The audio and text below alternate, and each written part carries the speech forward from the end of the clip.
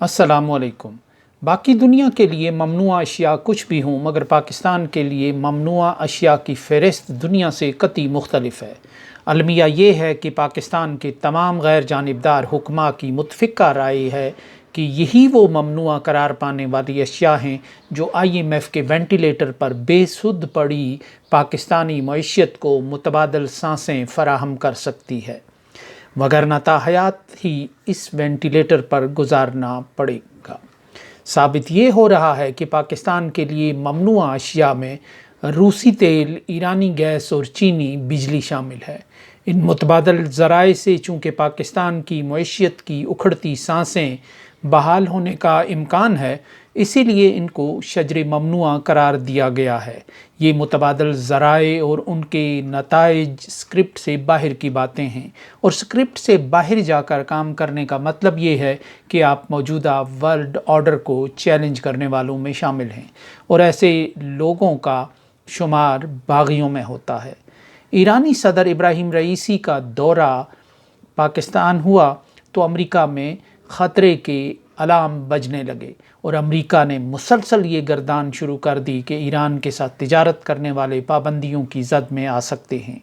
ایران سے تیل کی سمگلنگ اور آلو، پیاز، سیب، مسالہ جات کی معمول کی تجارت سمیت کوئی دوسری سرگرمی امریکہ کے لیے قابل اعتراض نہیں، مگر جب گیس پائپ لائن جیسا کوئی ایسا پروجیکٹ سامنے آئے جو پاکستان کی گری پڑی معیشت کو سہارا دے سکتا ہے اور پاکستان کے عام آدمی پر IMF کی مہنگائی کے تازیانے کی جو تکلیف ہے اور شدت ہے وہ کچھ کم ہو سکتی ہے، تو امریکہ ایسے منصوبوں کی مخالفت پر کمر بستہ ہو جاتا ہے۔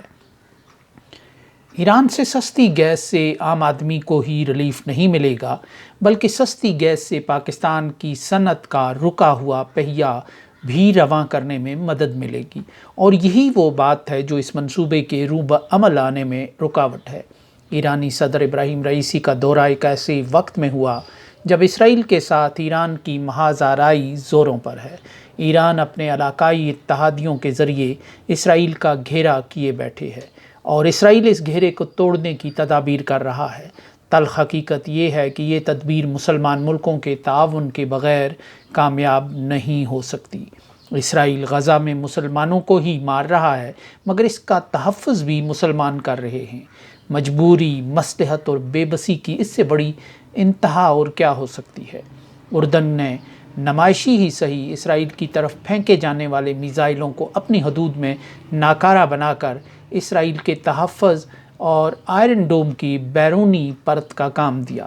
ایرانی صدر کا دورہ پاکستان خلیج میں پیدا ہونے والی کشیدگی کے حوالے سے ہی نہیں، پاکستان اور ایران کے درمیان حقیقی اور ٹھوس تعاون کے حوالے سے بھی اہم تھا۔ عین ممکن ہے کہ ایرانی صدر نے یہ دورہ چین کے ایما پر کیا ہو، کیونکہ اس وقت چین پاکستان سے خوش نہیں، اور اس کی قربتیں علاقے میں ایران اور افغانستان سے بڑھ چکی ہیں۔ وہ گوادر کو غیر فعال کر کے چاہ بہار کی بندرگاہ اور خلیج کے بجائے واخان کے راستے وسط ایشیائی ریاستوں تک رسائی کو زیادہ اہمیت دینے لگا ہے۔ 2.5 برس قبل جب پاکستان کا سسٹم ایک نئی کروٹ لے رہا تھا تو چینی وزیر خارجہ نے ایران میں ہی یہ معنی خیز جملہ ادا کیا تھا کہ ایران کی خوبی یہ ہے کہ ایک ٹیلی فون کال پر اپنا فیصلہ تبدیل نہیں کرتا۔ اس وقت پاکستانی حکام CIA کے اعلیٰ حکام کے ساتھ دنیا کے مختلف مقامات پر راز و نیاز کر رہے تھے، اور ظاہر ہے چین اس بدلتی ہوئی صورتحال پر نظر رکھے ہوئے تھا۔ دورہ پاکستان کے بعد ایرانی صدر سری لنکا بھی گئے، اور وہاں بھی انہوں نے تجارت اور توانائی کے کئی معاہدات کیے۔ پاکستان اور سری لنکا اس وقت ایک جیسے حالات کا سامنا کر رہے ہیں۔ دونوں ملک چین اور بھارت کی علاقائی کشمکش کی زد میں ہیں، اور دونوں کی معیشت برباد ہو چکی ہے، اور دونوں وینٹیلیٹر پر ہیں۔ ایرانی صدر کے دورے پر پاکستان کا جو ایک رد عمل تھا، یا پاکستان کا جو ایکشن تھا، یا پاکستان کی جو حرکات و سکنات تھی، وہ کچھ نیم دلانہ اور سرد سی ہی دکھائی دے رہی تھیں۔ تجارتی حجم بڑھانے کے اعلانات تو ہو گئے، اور وزیر اعظم شہباز شریف کو اپنی فارسی دانی کی دھاک بٹھانے کا موقع بھی میسر آیا، مگر اس کہانی سے سب سے اہم حصہ غائب تھا، اور وہ تھا پاکستان اور ایران گیس پائپ لائن۔ یہ گیس پائپ لائن بھی سی پیک اور گوادر کی طرح پاکستان کا گرم آلو بن چکی ہے۔ Iran Pakistan gas pipeline کو امریکہ براہ راست دھمکیوں سے روکے ہوئے ہے اور مستقبل کا یہ اثاثہ پاکستان کے لیے ایک اضافی بوجھ بن کر رہ جائے گا، کیونکہ ایران اپنے حصے کا کام مکمل کر چکا ہے اور پاکستان معاہدے کے برعکس اپنا کام کرنے سے قاصر ہے۔ ایران اگر ہرجانہ طلب کرتا ہے تو پاکستان کے پاس دینے کو کچھ بھی نہیں ہے۔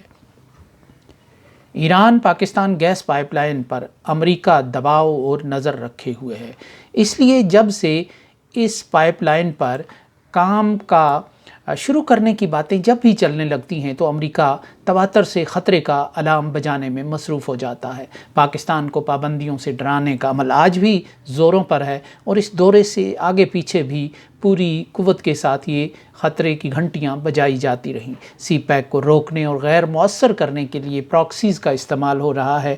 رنگ برنگی مسلح تنظیمیں اس منصوبے پر مختلف انداز سے حملہ آور ہیں۔ سی پیک بھی ایک ممنوعہ شے ہے اور یہ منصوبہ جب شروع ہو رہا تھا تو چہار سو اس کے گیم چینجر ہونے کا غلغلہ تھا۔ یوں لگ رہا تھا کہ اللہ دین کا چراغ پاکستان کے ہاتھ لگ گیا ہے، جسے رگڑتے ہی جن حاضر ہو کر پاکستان کا ہر مسئلہ چٹکی بجاتے ہی حل کر دے گا۔ سی پیک کو تقدس کا ایک جامہ پہنایا گیا اور چینی کمپنیوں کے ساتھ معاہدات کی تفصیل کو بھی ہولوکاسٹ کی طرح غیر قانونی قرار دیا گیا۔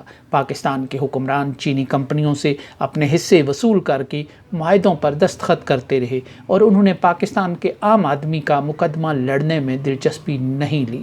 ستم ظریفی یہ ہے کہ مغربی باشندے ہوں یا چینی، اپنے ملکوں میں امانت اور دیانت کے یہ چلتے پھرتے اشتہار جب پاکستان جیسے کرپشن زدہ ملکوں میں آتے ہیں تو کانے نمک میں نمک ہو جاتے ہیں۔ سی پیک کے منصوبوں میں انفراسٹرکچر اور توانائی کے منصوبے خصوصی اہمیت کے حامل تھے اور مستقبل میں پاکستان ایک بڑی تجارتی گزرگاہ کے فوائد بھی سمیٹ سکتا تھا، مگر چین کے ساتھ تعاون کا دائرہ سمٹ جانے کے بعد سی پیک پس پردہ چلا گیا ہے۔ روسی تیل بھی بدترین معاشی حالات کا شکار پاکستانیوں کے لیے سکھ کے ایک سانس کا باعث بن سکتا تھا۔ اس سے پاکستان کو بطور ریاست معاشی فائدہ بھی حاصل ہو سکتا تھا۔ عام پاکستانی پر بھی مہنگائی کا بوجھ کم ہو سکتا تھا، مگر اس تیل کی خریداری کی خواہش میں پاکستان آج سیاسی انتشار کی دلدل میں دھنس چکا ہے۔ ایک وزیر اعظم اس کوشش میں اقتدار سے بے دخل کر دیے گئے اور یہ فیصلہ پاکستان کی ریاست کے لیے پنڈورا باکس کھلنے کے مترادف ثابت ہوا۔